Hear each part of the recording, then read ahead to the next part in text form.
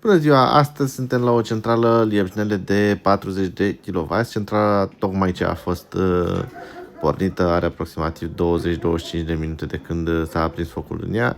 Avem un montaj simplu cu o vană deviatoare cu cap termostat reglabilă, coșul de fum 180 de mm, racorduri, iar ce este exterior 200 de mm, robinetul de debit și pompa. Presiunea este undeva la 1,2 bar maxim, ceea ce este super ok, nu avem niciun fel de problemă. Ușor, ușor o să înceapă să crească și temperatura în centrală.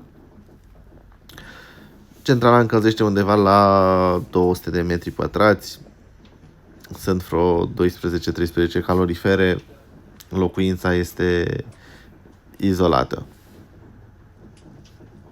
Ventilatorul nu a fost încă legat, urmează să îl legăm înainte să plecăm.